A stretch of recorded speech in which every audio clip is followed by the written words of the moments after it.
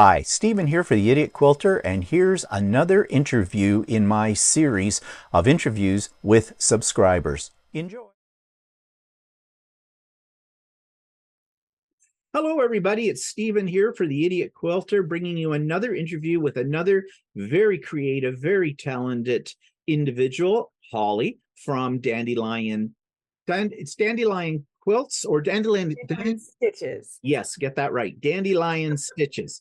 Okay, and Holly, why don't you tell us a little bit about yourself, as into your name? Well, we've already got your name, and where you're located in general.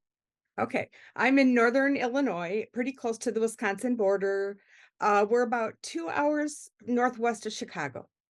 Okay, so another American, but then most of the creators I interview are Americans. I don't know. I do visit Canada frequently, though. So, Oh, okay. Well, you're relatively close to get over the border. And of course, this time of the year is not, but probably not the best time to visit us here. It's a bit on the frosty side, although where I live, it's not that bad because I'm affected by Lake Ontario. But how's the weather out for you? It looks like it's a sunny day through your window. it's beautiful. It's in the 50s. It's lovely here. But I'm a winter lover. Oh, okay. So we're the crazy people that go to northern Minnesota to find a winter as opposed to going to look for the beach. So I like the snow. Okay, well, if you lived in this country, especially in the Western province, you might change your mind. But that I don't know. I don't mind the snow either. I kind of like the winter as well. But right now, I'm harking for spring. But it'll come. It'll come. It will. So, It will. how long have you been quilting? About 3 years. Oh, so you're relatively new to the scene. Yeah, I've been sewing for the majority of my life, but I was never a quilter. My sister is a quilter, and she quilted quilts in a very traditional with reproduction fabrics, and that's not my jam. And then one day I went into a quilt store with her and saw Anna Maria Horner and Marcia Durst and Tula Pink and went, wait a minute. Where have these fabrics been? That's right. Like, So I decided to give it a shot. so basically, you've kind of answered my next question: is how you got started in it. But only 3 years. So Mhm. did COVID play a role in that at all? Huge. Yeah, huge.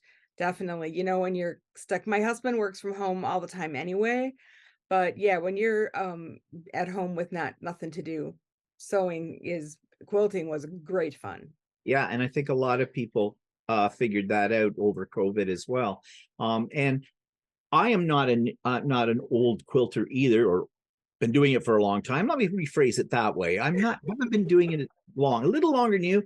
I started about 5 years ago.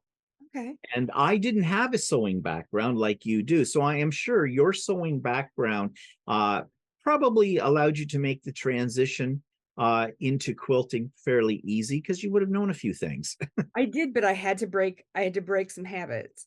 You know, there are certain things that when you sew garments or things that you do that you don't do when you quilt. And so I had to rearrange my brain a little bit, but yeah, definitely being able to work my way around a machine was helpful. Yeah, that what is it, the 5/8 or 3/8 Yes. or whatever, got to go Five to a eight. quarter inch. And I Yep. heard one person say when they first started, they thought 1/4 inch seam allowance, that's too small. I'm going to do a 3/8. Figured out then that the math didn't work well in the Yeah. paper. Yeah.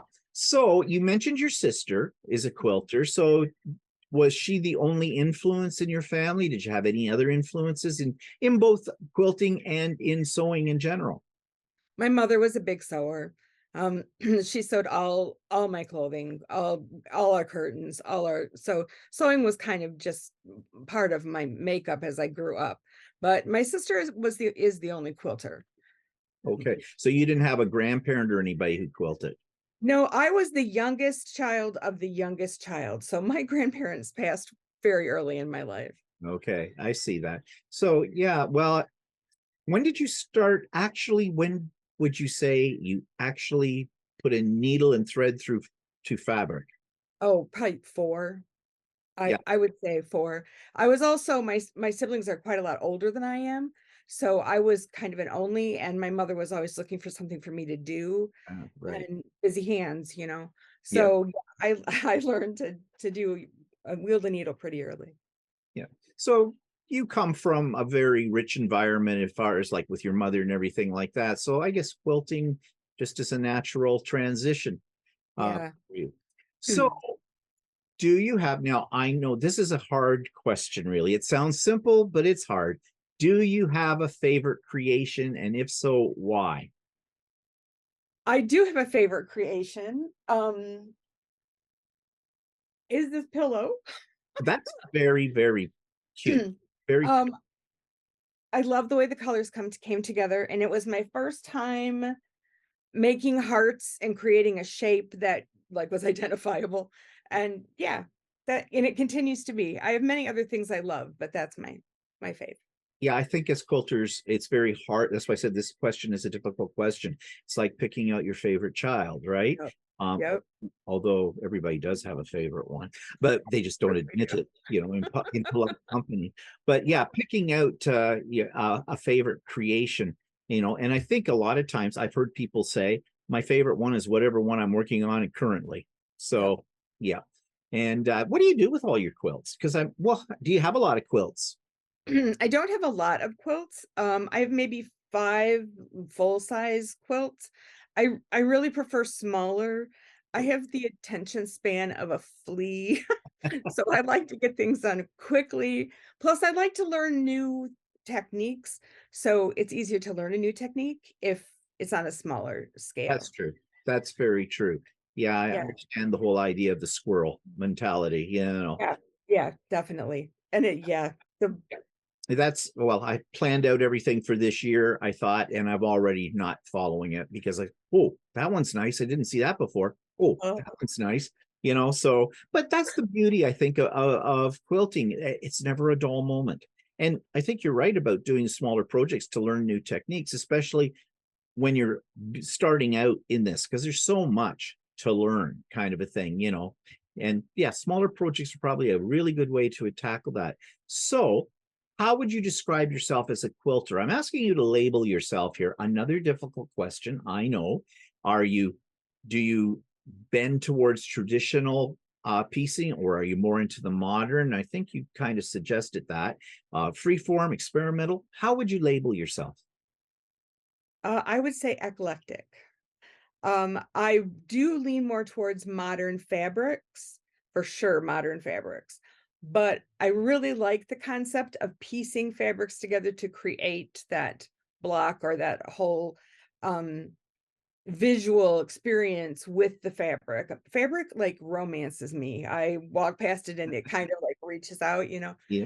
So I would probably modern mostly, but I'll try a little bit of anything. Yeah, I was going to say I thought you probably were just from what you've already told me that. And eclectic, I think, is a good word for it. Now, when you say that the fabric romances you and reaches out, do you have a large stash of fabric? Oh my God. To confess that on an interview. Um, yes, I do have a very large stash fabric, Yeah, and it's all staring at me over here on this side of the room. I think most of us as quilters do, but I don't know why we feel guilty about that. We shouldn't. Yeah. You know, the person who dies first with the most fabric wins. So, that's the way it is. And I'm like you too. The fabric does romance me. I'll go into my local quilt store. I'm only going in for one thing, one simple thing, a fat quarter. I come out with half bolts and other stuff. So I love Yeah. fabric. I mean, yeah, but yeah, we all have a large stash. And have you never found, I don't know if this has happened to you yet, but you've decided I am making this quilt and I'm going to use my stash, and you can't find the right fabric for it in amongst everything you've got. So Ab- every Absolutely. time. Yeah. Yep. Okay, so I'm assuming you're in your work area. That's what it looks like. So can you give us a description of it? Is it large, smallish? How do you have things organized? It could never be big enough. It's a bedroom. It's just a bedroom in our house. I think it's 8 feet by 10 feet. The closet holds the stash. And for my birthday's the day after Christmas. Hmm. And so for one year, my husband built me I have like cupboards above me and a table beneath, so I've got a good working area. And I used to work in a library, so I've got a Yeah. card catalog behind me that's I was got like drooling over zippers. that. That I was drooling over because I've always Yeah. wanted something like that. Yeah. Nobody wanted it, and I just dragged it out for free. But yeah, it's a pretty prized possession. So that's about it. I would love to have enough room to have a cutting table always up, but you can't have everything. No, that's true. And I think that's the number one thing that all quilters will say. They do not have enough space. They could be in the largest banquet hall in the world and still would not have enough space for it.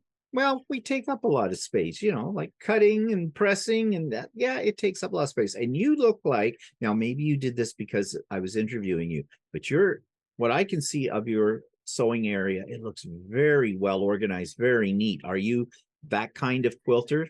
I am. I can't start another project until the one previously has been picked up and cleaned up. Yeah, it's kind of a compulsion, but I agree. That's the way I am too. But I know well, my husband doesn't quilt, he sews garments. Oh, you don't want to see his sewing area. Oh no. No, he believes that floor is storage. So yeah. yeah, very different there. So do you have a favorite tool that you reach for, you could not live without while you're working on your quilts? um the most obvious answer is probably everybody says this, it's their rotary cutter. True. But I have a thing called essential tremors, which means that my hands shake. So I kind of look like I have Parkinson's, but I don't. And it's not going to kill me. But I have a Quilter Select rotary cutter that's heavy, and the weight of it helps my hands not to shake as much. Oh, So okay. that would definitely be it for me. That's interesting. I know about Quilter Select, but I didn't realize that their rotary covers is a little bit heavier. And actually, that's even if your hands, like the condition of your hands, just ordinary, I think would help a lot with keeping things straight because they're so light and it's very easy to go right over top of your ruler and hope your Uh-huh. fingers aren't in the way when that happens. Ask me how I know. But We've all done it. oh yeah, we have. It's an occupational hazard. But yeah, a heavier rotary cutter, I may have to look into that. Yeah, Um, they're metal actually, and it's hefty, but it really helps. yeah, well, that sounds like a great idea. So, if you had all the money in the world, is there a piece of equipment you would invest in? Um, a bigger room. As far as equipment goes, probably a sewing machine, a sewing machine that does like I never thought I would really be into the machine embroidery, but I have a friend who does a lot of machine embroidery and it's so cool. So maybe that, I think. Yeah, well, I'm into machine embroidery too, and I'll tell you, it is a lot of fun. And a lot of people think that all you do is do monograms or something on shirts with, oh no, you can do entire quilts in the hoop, they call it. And I have done a couple of them. It's not hard. It's a learning curve, but oh yeah. Any desire for a long arm? Yes, if certainly if I had the space for it, yes. Although I'm going to confess that they scare me just a little bit. Oh yeah. There's a lot of stuff going on there. But I don't have anybody local really that's easy to get a big quilt to long arm. So I've never had anybody long arm for me. Um and I'm a little bit of a control freak. So to just to just send it out, and I know there's conversation involved, Yeah, but but um yeah, I would love to do it myself. Yeah. I understand what you mean about the control freak thing too. I have never ever sent one of my quilts out. I what used to do them on my domestic machine, but I did invest in a long arm. And they are intimidating. Yes, you are quite right about that. But once you've done it a few times, they get less, they're just a machine. And in fact, they're probably simpler than your sewing machine. And speaking of sewing machine, what do you have as a sewing machine? This could be a really long story, but we're That's going to keep it short. Um, I have a brother, an older brother. I call him Bob, and he will refuses to die, Bob. Just he just hangs in there. A year ago, I got a Juki, a beautiful, beautiful Juki, who I swear would start dinner for you if you could figure out a way to tell it to do that. It is an amazing machine, but I think I got the Lemon. Mm. It just it's been to 3 repair shops. I don't know what else to do with it. I think the Juki somewhere in Florida there are Jukis that do. I may send it to Florida. But I love it. It's a gorgeous machine, but it has problems. Oh. So So Bob and I, we're doing okay. so you've got 2 machines then, I Bob do. and the Juki, yeah. Yeah. And I know that a lot of people pay homage at the altar to Juki. That is something that's semi-foreign to us in Canada, because in my area especially, you won't find a Juki dealer. They're rare. I don't know if other parts of Canada are that way. I think you can get them out west, like in the western provinces and a few of those.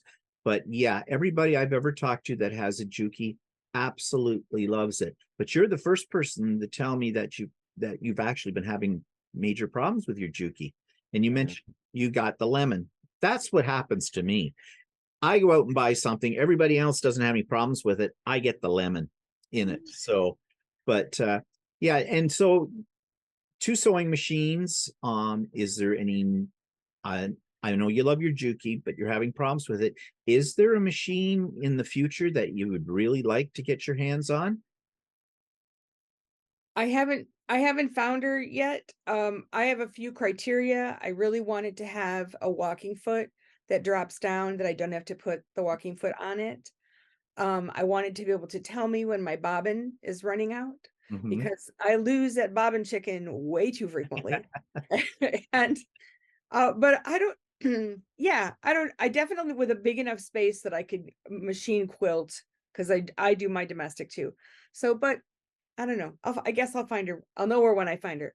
Yeah, or it'll find you, That's right. kind of a thing. Yeah, I agree with you about having the bobbin sensor idea. Mine does have that, but I still play chicken at times with it. But of course, you can look at it this way.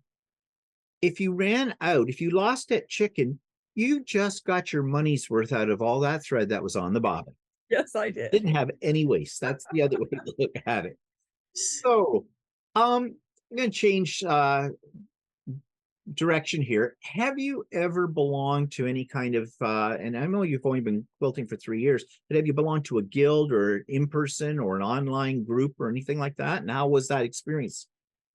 Um, I'm the person at the party that is in the back room petting the dog. No, I am super introverted. I know nobody believes me when I tell them that, but I really am.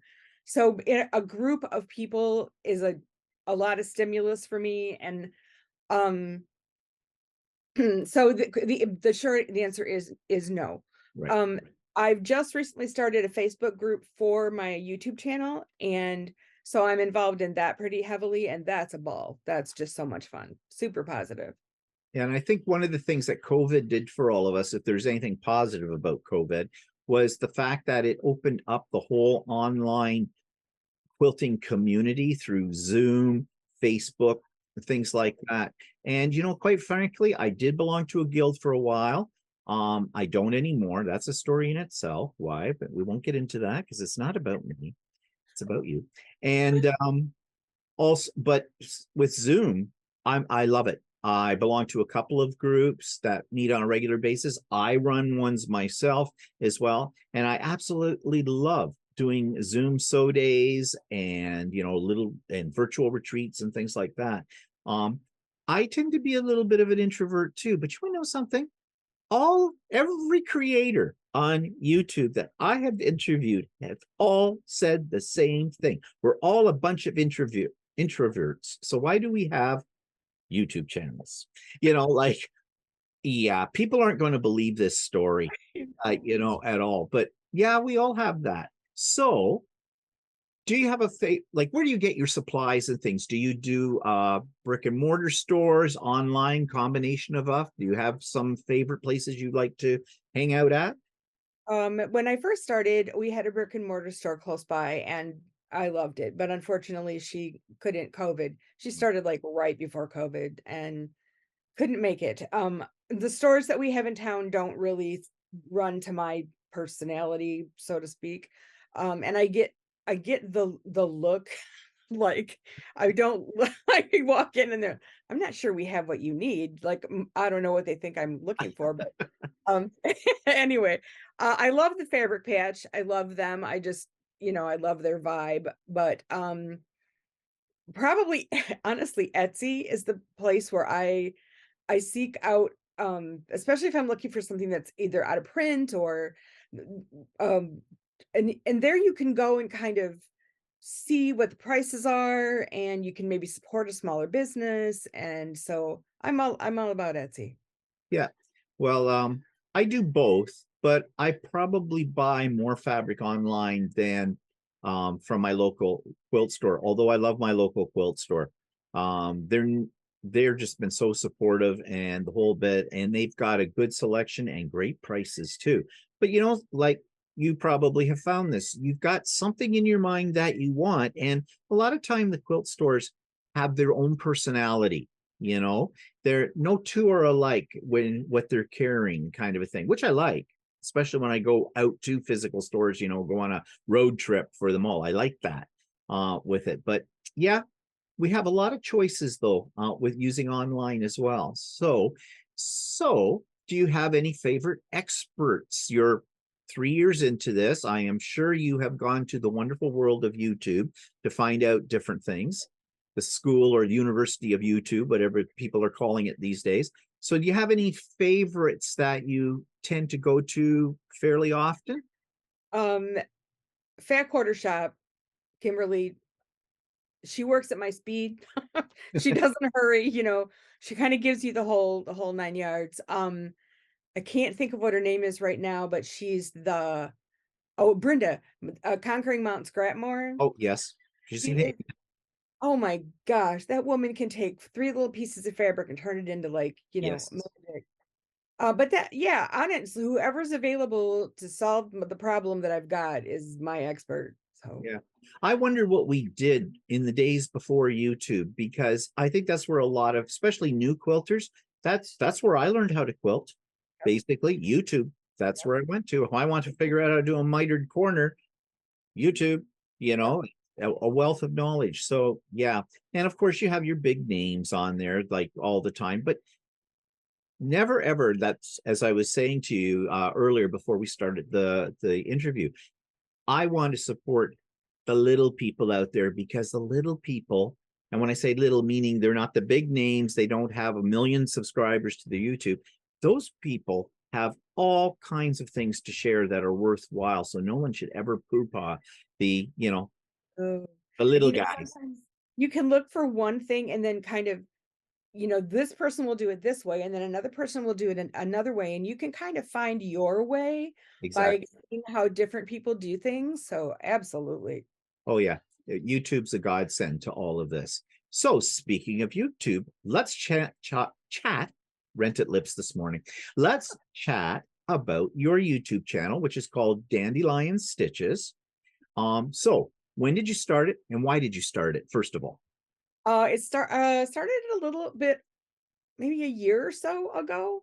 The store that I spoke about that went under, she had me making some videos.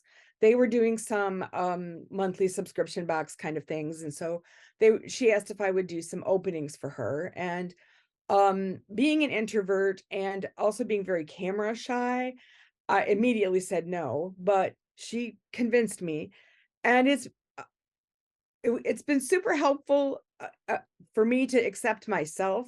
Like, I can watch myself and go, "Oh, okay, she's not an alien," you know? It's okay. So once they went under and I thought, "Okay, well, I can do this. Let's let's give it a try." So, yeah, and it's been I just the people that I've met and the experience I've had has been so positive. Yeah, it's amazing the community you create when you have your own channel with it, and also a community of creators too, because collabs. I just finished a collab with Stephanie Stitches.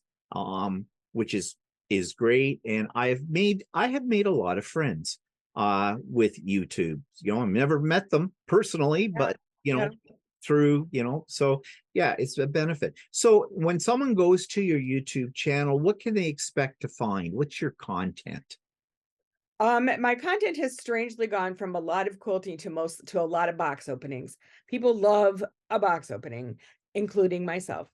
And I feel like sometimes the people who create those boxes are charging kind of a lot of money for maybe not the best stuff. Right. So I've kind of made it my job to say, okay, here's what's in the box, here's what I think, Mhm. and why I think that, so that I can kind of help people choose where they want to invest their money if they indeed want to do a subscription box. We're going to start up again in March, a 3-month battle of the boxes where I present the box and they vote, and boy, do people get passionate about voting. And so there's a lot of that, but I do tutorials, and a lot of suggestions. A lot of times people will be interested in a tutorial about something specific, or if I get a good haul of fabric, we look at that. So honestly, you don't know what you're going to get with me. Yeah.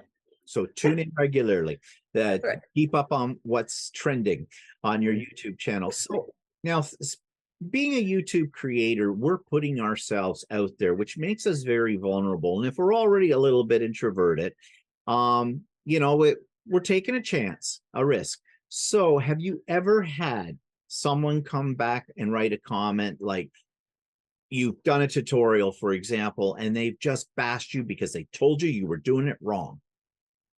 I have not. That And I'm shocked. I am shocked, seriously. Now, I get my share of the weirdo bots, and the yeah. strange men. But only one time have I had a problem with the commenter, and it was just regarding my opinions on something that they strongly disagreed with, which they are more than welcome to Yeah. do so. But it became a little more than that. But otherwise, no, people are just so kind. Yes, I have found that too. You'll get the odd troll out there. You know, and some of them have nothing to do with quilting. They're just Absolutely.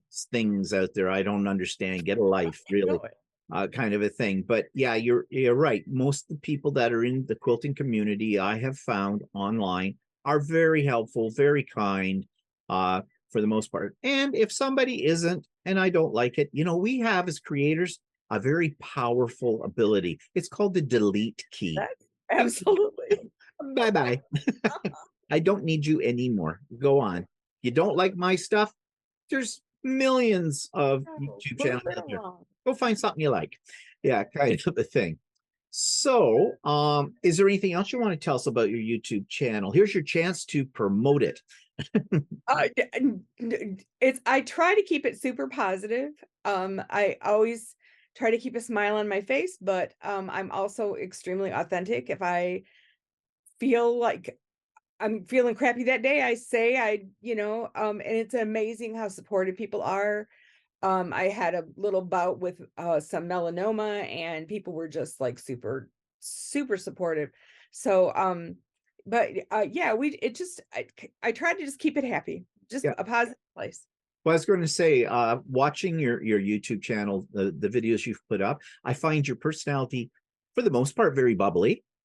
But I do like the authenticness. Authenticness? Is that a new word? Did I just make one up? I like how authentic you are with it, because yeah, you do come across as somebody that I think many people would be very comfortable to be in your presence, having coffee and talking about quilting and things like that. And I think that's a great atmosphere that you've created for your YouTube channel.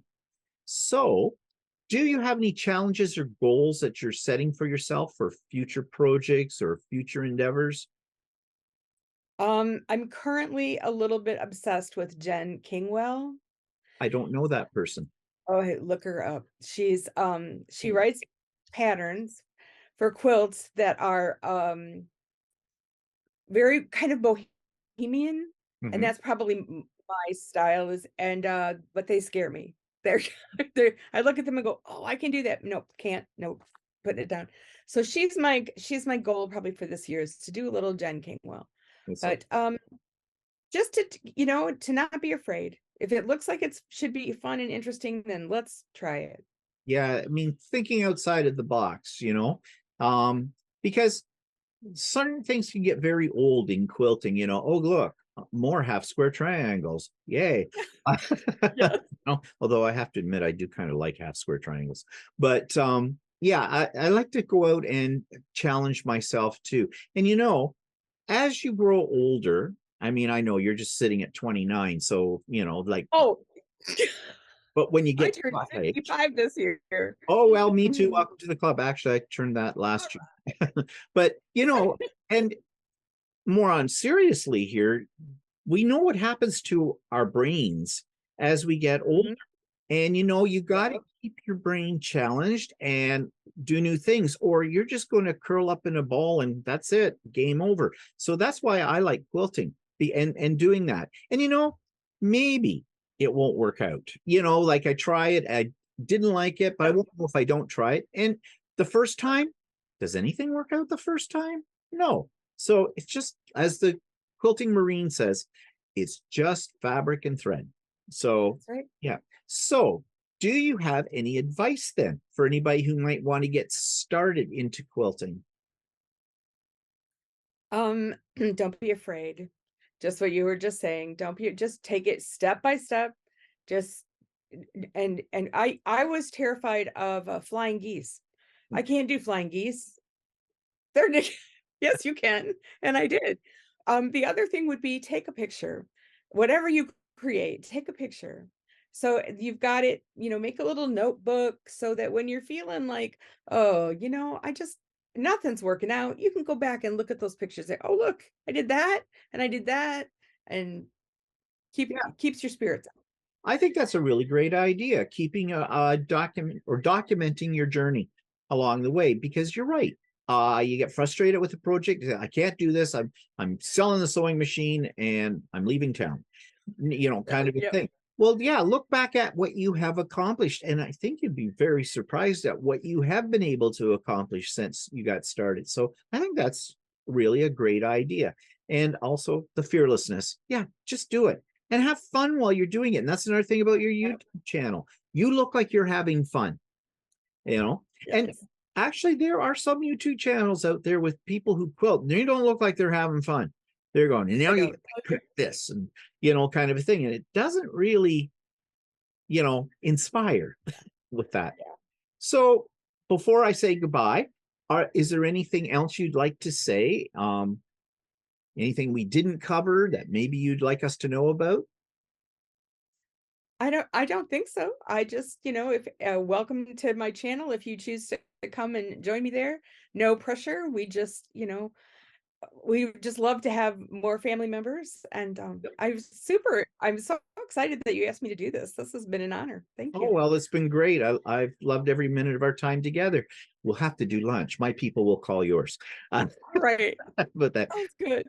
and I will post in the show notes when this goes up, the link to your YouTube channel. And if you have any other links that you'd like me to post too, just send them to me in email and I'll add those as well. But I want to thank you so much for doing this with me today, Holly. It was great. I love meeting you. And I'll let you get back to whatever you're going to do today. Just stay on the line though for that. So thanks again.